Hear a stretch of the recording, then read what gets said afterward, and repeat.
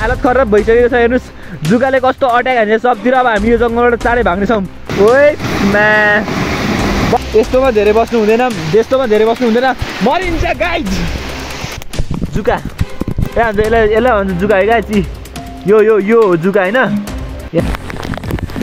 Hello guys, welcome to my blog. म चाहिँ अहिले होइन छाता ओढेर हिँडिरहेको छु। मामा घरबाट आएको, पानी परेर लास्टै दसैँमा टिका लगाउन आएको। दसैँ भन्दा नि दशा भइरहेको। अब घर फर्किनुपर्छ, भैँसी देखायो नि त अस्ति दुधुनुपर्छ नि त, नत्र घर नजाँदा पनि हिँड्थ्यो, केही फरक पर्दैन थियो। अहिले घर जानु पनि राख, यस्तो पानी परिरहेको, यस्तो पानीमा बित्थै आएको जस्तो लागिरहेको। गाइजहरू हेर्नुहोस् यस्तो बाटो छ होइन, कसरी जाने घर होइन। यस्तो मेरो कटु यति माथि सारेको छु मैले। जुत्ता यस्तो छ खोलाइ बाटोभरि। हेर्न सक्नुहुन्छ बाटो कस्तो हालत छ होइन। बाटोको पनि यस्तो हालत छ। यता खोला यस्तो जङ्गल छ, पुरै जङ्गल होइन।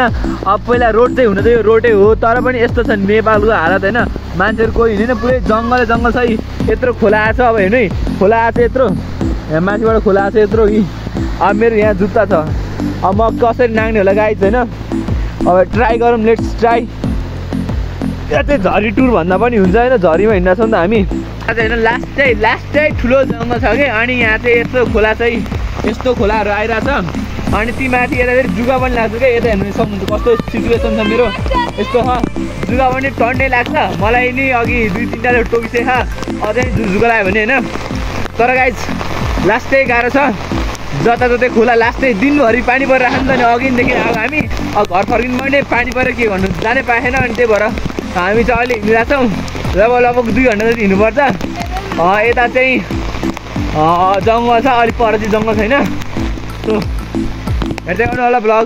गाइज मलाई चाहिँ भर्खरै जुगाले अट्याक गरिसकेछ। म तपाईँलाई जुगा देखाउँछु। जुका यहाँ हेर्नुहोस् जुका यसलाई भन्छ जुका है गाइज। यो यो यो हो जुका होइन। यहाँ मेरो खुट्टामा टोकिसकेको छ यसले। अब तान्दा पनि आउँदैन, मरि साल हेर्नुहोस् कसरी काट्छ होइन। यसरी समाउनुपर्छ यसलाई चाहिँ, नत्र आउँदैन हत्तपत्ता। जुका हेर्नुहोस् गाइजहरू, तपाईँले देख्नु भएको छैन। जुका है सानो हुन्छ, योभन्दा ठुल्ठुलो जुकाहरू हुन्छ। मेरो चाहिँ पहिलोचोटि खुट्टामा अट्याक गर्छ, तर कति अट्याक गरिसकेको सायद कति एउटाले त अट्याक हानिसक्यो गाइजहरू। खोज यहाँ पनि छ जुका गाइजहरू, यहाँ खुट्टामा होइन फाल्दै मैले जुका 2टा। जुका टन्नै आइसक्यो, पानी परेपछि झन् टन्नै लाग्छ गाइजहरू जुका। जब के गर्नु त बाटो यस्तै छ, जुकाले सब अट्याक हानिसक्यो है। खुट्टातिर कता टोक्यो, टेन्सन लगाइरहेको, हालत खराब भइसकेको छ। हेर्नुहोस् जुकाले कस्तो अट्याक हान्छ सबतिर। अब हामी यो जङ्गलबाट चाँडै भाग्नेछौँ। जङ्गलमा चाहिँ लास्टै जुकाले टोकिसकेको छ। अनि म चाहिँ यिनीहरूले भागो छिराइदियो कुद। त्यही भएर जङ्गलबाट निक्लिनु चाहिँ हामी कुद्दै हिँडिरहेको, मैले कुदिरहेको चाँडो कुदेपछि अब जुगा लाग्दैन होइन। खुट्टा भुँडी अघि देख्नु भयो जुगा कति छ। त्यही भएर हामी म चाहिँ चाँडो हिँडेँ। ओ छिराइछ जुगा टोक्छ छिराइछ। के भयो त फेरि छिराइछ। एउटाको चाहिँ फेरि जुत्ता बिग्रेर हिँड्नै सकेको छैन, रिसाएर चुर भएको होइन। के गर्नु दशा। जुत्ता बिग्रिने यही बेला, जुगाले टोक्ने यही बेला, पानी पर्ने पनि यही बेला, छाता नहुने यही बेला, रात पर्ने यही बेला, ढिला हुने यही बेला। गाइस दसैँ फेरि यही बेला। मेन कुरा चाहिँ दसैँले बिगार हो क्या हामीलाई। जङ्गल पनि बब्बा चाहिँ पानी यत्रो ठुलो परिरहेको छ। हामी एक्लै छौँ, हामीलाई दशा हुने भयो साथीहरू। दसैँमा दशा हुने भयो हामीलाई। यत्रो ठुलो जङ्गल छ, यस्तो पानी परिरहेको छ, हालत जुत्ता सबै खराब भइसकेको छ। दसैँमा हामीलाई दशा हुने भयो। बब्बाले जङ्गल छ यार, भूत आउँछ कि यस्तो जङ्गलमा त। बाघ गाइजहरू राम्रो छैन है। बाघ आउला जतै खोलाहरू छ, बाघले खाइदेला नि। सिचुएसन यस्तो छ होइन, एकदम नाजुक सिचुएसन छ। कडै छ क्या जङ्गल, यस्तो पुरै भयङ्कर छ भयङ्कर। अहिलेको अवस्था चाहिँ हेर्न सक्नुहुन्छ, पुरै तुवालो लागिसकेको छ जङ्गलभरि होइन। पानी पनि बब्बाल परेको छ, जङ्गल पनि बब्बाल तुवालो लागेको छ, पानी पनि रोकेको छैन। तुवालो चाहिँ बब्बाल आएको छ हेर्न सक्नुहुन्छ। पुरै पारिपट्टिको केही देखेन, यतापट्टि चाहिँ गाउँहरू छ अलिअलि, त्यो केही देखेको छैन। तुवालो बब्बाल आएको छ, जङ्गल पनि बब्बालै छ है। अब मेरो चाहिँ मोबाइलको क्वालिटी अलिकति कम भएर अब क्लियर नदेखेर, तर मैले यहाँ प्लास्टिक पनि हालेको छु नि त होइन, पानी परिरहेको नि त, त्यही भएर अलिक क्वालिटी कम देखेर। तर बब्बाल चाहिँ तुवालो सब जङ्गलहरू जङ्गल बब्बाल देखिरहेको भ्यू। आमामा है खोला त कति ठुलो आएछ त। यहाँबाट त होइन ढल हालेको छैन रोडको। मोबाइल झऱ्यो भने चाहिँ मेरो मोबाइल गयो भने सम्झिनुहुन्छ फेरि।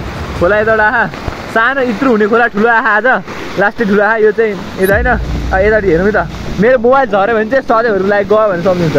ओइ बब्बाल भ्यू छ नि फेरि यहाँ झऱ्यो नि त। डर लाग्यो मलाई त, म त गएँ गाइज। ओ गाइजहरू पछाडि हेर्न सक्नुहुन्छ झरना, त्यो पनि खोलाको बाटोमा भिर पहिरो बाटो एकदम नराम्रो छ। म देखाउँछु एकछिन आइरहेको यस्तो है माथिबाट। यस्तोमा धेरै बस्नु हुँदैन, त्यस्तोमा धेरै बस्नु हुँदैन, मरिन्छ गाइज। ओ यहाँ जुत्ता नि गाडिन्छ, यस्तोमा धेरै बस्नु हुँदैन गाइजहरू नै भिर आयो यस्तोमा मरिन्छ चाँडै। यहाँबाट बस्यो नि काला खाएर मलाई चाँडै होइन मेरो जुत्तामा चाहिँ कति जुगा पस्यो होला सायद है, पुरै जुगाले खाइसक्यो होला, कति छिर्यो होला। खोलेर हेर्नुपर्ने कहाँ गएर खोल्नु के। म चाहिँ अहिले कोदोबारीमा आएको छैन गाइजहरू, कोदोबारीमा आइपुगेको छु। साइडमा कोदोहरू टन्ने छ गाइज। हामी चाहिँ अहिले कोदोबारीमा आइपुगेको छौँ। यो चाहिँ कोदो होइन, कोदो जुन ढिँडो खान्छन् नि, कोदो थाहा कोदोको हो बारी होइन, पुरै कोदोबारीमा आइछ। बाटो यहीँबाट छ कि यस्तो बिचबाट बाटो छ। बुढाचुमा अगाडि पुग्नु कोदोबारी गाइजहरू। म चाहिँ घर आइपुग्न आँटेँ होइन, हावा चाहिँ बबाल चलिरहेछ। पानी अलिक सानो पऱ्यो नि हावा चाहिँ यस्तो हुरुर उडाउने खालको हावा चल्यो। अब घर आइपुग्यो। अब घर गइसकेपछि फेरि म तपाईँहरूलाई भैँसीदोको देखाउने छु। चिसोले गर्दा मेरो स्वर पनि सुकिसकेको छ। तपाईँहरूलाई म भैँसीदोको चाहिँ देखाउने छु ल। अब चाहिँ एकैचोटि घर गएर भैँसी दुने ठाउँमा भेटौँ है त।